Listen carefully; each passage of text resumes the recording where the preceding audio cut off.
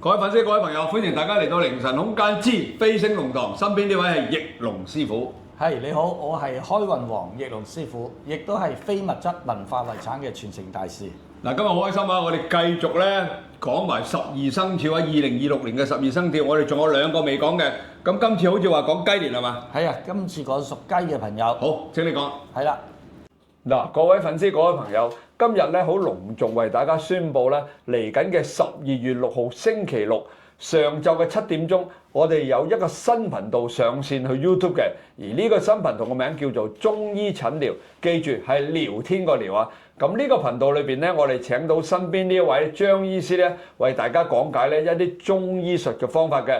嗱，例如咧針灸、推拿、正骨、復位。同埋咧，包括女士所關心嘅點樣抗衰啦、美容，男人點樣嘅保健，我都會咧慢慢呢個頻道咧同大家分享關於營養嘅配搭。嗱，仲有喎，聽講你會教大家飲一啲咩話？養生茶同養生湯。嗱，佢教你呢個方法咧，你好容易隨便咁咧就喺坊間度買得到，而可以好容易咁每日都飲噶。包括如果你翻緊工嘅時候啊，又或者你喺屋企飲咧，都非常之有幫助噶嚇。嗱，咁精彩嘅內容，你係咪一定要收睇先？嗱，為大家講多次，係今年嘅12月6號星期六上晝嘅7點鐘，叫做中醫診療就正式上線啦！阿張醫師，我哋首先咧多謝大家嘅支持，好嘛？多謝。咁啊，屬雞嘅朋友咧，2026年咧都唔錯喎個運程。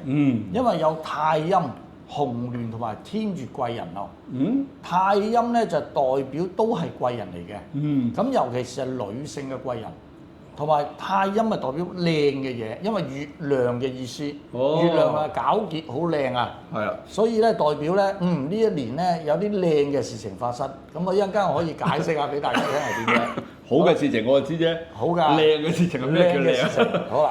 咁啊，仲有紅鸞同埋天月貴人喎。係。如果未結婚想拉埋天窗嘅朋友咧，呢一年咧就啱啦，因為有紅鸞星動。啊，到時揾阿翼龍師傅擇日啊。係啦，多謝你。咁啊，另外仲有咧天月貴人啊。係啦，即係貴人咧就係可以嚟暗中幫助嘅。咩叫天月貴人咧？天月嘅意思係天上一位，月係一位咁解喎。貴人。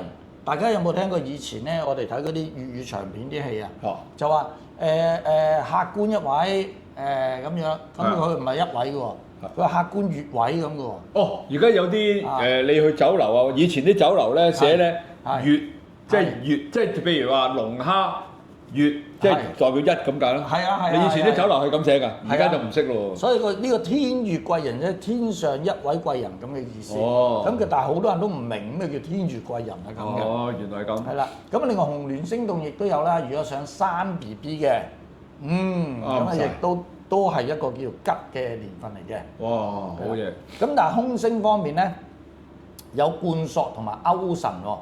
貫索即係纏繞嘅意思。哎呀！係啦，即係好多嘢纏住、纏繞住。勾神嘅意思即係代表神不守舍，係啦，即係有時咧做嘢都係懵下懵下咁樣。哇！係啦，咁所以咧就係因為有呢2個空星咧，大家工作決定嘢嘅時候要特別小心一啲，冷靜一啲處理。哦，係啦。咁而頭先講過啦，紅鸞星動啊代表桃花啊嘛，所以咧想脫單嘅朋友咧就有機會啦。或者未識到男女朋友嘅屬雞嘅朋友咧，亦都有機會識到伴侶喎。哦，咁幾好。係啊，但係都係嗰句啦，要警惕爛桃花啦，係嘛？而家好多啲網上情緣啊，係嘛？太多。上次係咪你講啊？80幾歲都俾人呃啊？係啊，而家唔好80幾啊，而家總之就係，因為我都唔明點解嘅。講翻網上情緣，即係我哋太多，遇到太多啲網上情緣，即係包括你冇嘢㗎，成日都有電話去揾我，話又話約嚟傾偈食飯啊，又話好仰慕你，咁都疏疏地嘅真係。唔係，咁真係有人仰慕你唔奇嘅。不過好多完全都冇上過鏡嘅人都話好仰慕你，咁就好奇啦。唔係佢嗰啲而家咧興啊，唔好借一隻嚟講，而家嗰啲興咧白撞啊。嗱，大家記住有個大粉絲，逢係有白撞嘅留言，佢會點咧？我試過好多次喎。有一次咧仲奇怪，佢就話：哎呀，你樓上咧，我係你樓下，你而家漏水落我屋企啊！我都唔知收過幾多次啊！你咧就要處理下啦，咁樣跟住佢想鬧你講嘢，跟住我話你首先講個地址俾我聽先啦，跟住即刻續冇咗啦，係啦，好多白撞啊！佢靠白撞電話同你溝通咗之後，你以為冇事啦，跟住咧就開始落答啦。記住白撞電話唔好收。好，你繼續，唔好意思啊。好，咁咧就另外嗱，頭先話有啲咩好嘢靚嘢發生咧咁，就因為咧我哋有一個叫做紅鸞啊嘛，又有太陰啊嘛，都係屬於靚嘅嘢。所以如果你係從事一啲靚嘅行業嘅，化妝係啦，醫美係啦，或者時裝呢類型嘅飾品、係啊，首飾、包包，咪全部靚嘢、貴嘢。冇錯。咁做咩啊？要留意喺未來呢一年咧，都係有個優勢喺度。哦，即係喺呢方面亦都有機會有發展。做呢行生意嘅就唔錯咯喎。係，同埋如果譬如未做開嘅，又想做嘅，2026年都係學習嘅一年啊！學啲靚嘅嘢啊！學做醫美啦，學做化妝啦，學做美容啦，係嘛？學呢啲咁嘅嘢啦。係啦，所以咧就唔單止可以提升到嗰個能力啦，仲可以提升到你嘅運氣同埋你嘅自信心啦，生活質素都可以提升得到。哇！好啊，呢個都唔錯啊。好啦，但係亦都會有犯太歲嘅一部分人喎。有犯太歲。例如果你嘅姓氏手寫筆畫11畫，或者你個姓氏或者你個名裏邊有個子字，孩子個子，咁呢個咧都會同未來2026年丙午年嘅太歲相沖嘅。咁叫暗中沖到個太歲。其實最好都係去拜太歲化解。係啦。空星講咗未？好似未講。空星就講咗一個冠作同埋勾神咯。咁所以咧有時做嘢咧就唔可以太過猶豫得滯有，因為冠作嘅代表拖拖拉拉。係啦，咁勾神咧就代表集中唔到精神。所以要做嘢嘅時候要專注啲，集中精神，同埋做嘢有時唔可以太過拖延得滯。要即係決斷啲咯。係嗱，決斷得嚟要頭腦清晰，先好決定。哇！自己懵下嗰陣時就唔好決定啦。而家啲人都決斷力都唔係話咁強嘅，真係。都係㗎。猶豫，好多時猶豫不決啊，又想咁又想咁咁樣。係啊，因為個經濟環境又唔好咧，冇錯。所以今日咧都教大家可以點樣去增加啲運氣嘅。例如咧就係話教大家去祈福。屬雞嘅朋友個祈福日子係2026年嘅1月12號之後15日內。一路打上15日。係啦，12、13、14咁樣15日內就去祈福。咁而拜太歲咧都係過咗年2月5號後去拜啦。係啦。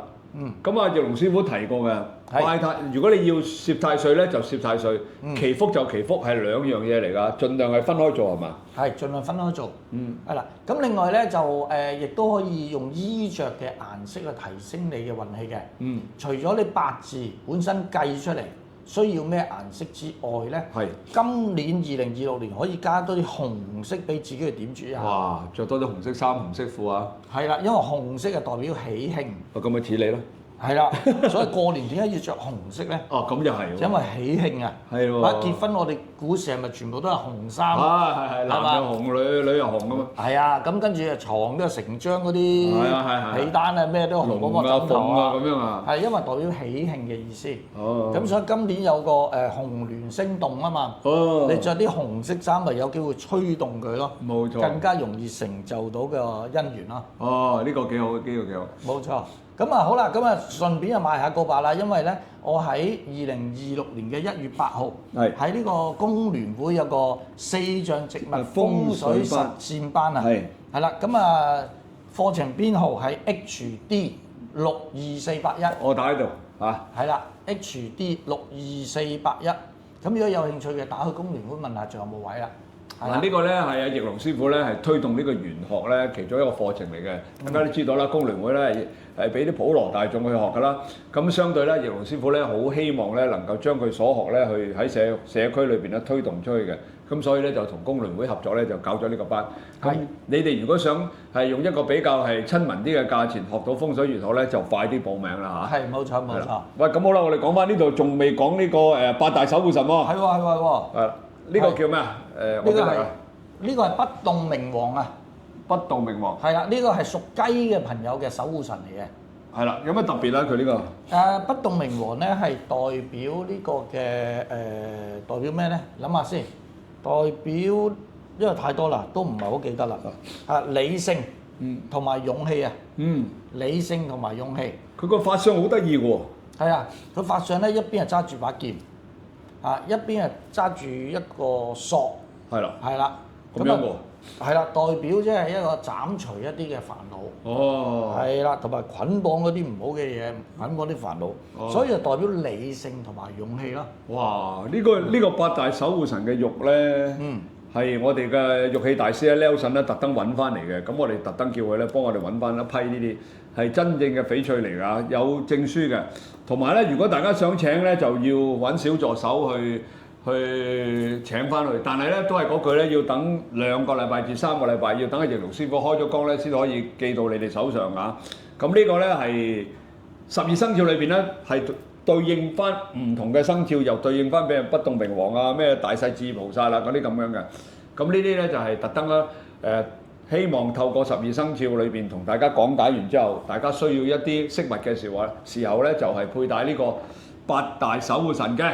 係啦，尤其是2026年係屬雞嘅朋友，頭先話有貫索勾神啊嘛，所以有時個思想唔係好清晰，所以呢個咧帶咗八大守護神，增加你嘅理性，係啦，同埋勇氣，唔需要即係拖拖拉拉啲嘢，所以啱晒用嘅。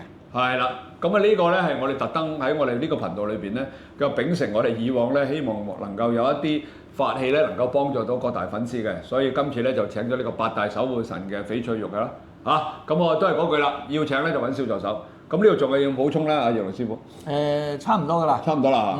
好啦，咁我哋仲有一個生肖未講。係。咩嚟㗎？仲有2個係嘛？仲有一個屬狗，同埋屬豬喎。係嘛 ？OK。咁我哋轉頭咧，仲有往下咧，仲有2個生肖就將呢個12生肖咧全部講晒㗎啦。嗱，睇咗我哋呢個視頻嘅朋友，你想揾翻你自己嘅生肖咧，就去翻我哋呢個靈神空間之飛星龍堂嗰度就會揾到㗎啦。好啦，咁啊呢集我哋又到呢度啦。咁咧就仲有2集12生肖咧，就原原本本咧講晒俾大家聽啦。好，呢度咧多謝大家繼續支持我哋嘅靈神空間之飛星龍堂。記住點讚、收藏、轉發撳個鐘仔啊！好啦，阿翼龍師傅，我哋拜拜。好啊，好啊，拜拜。拜拜。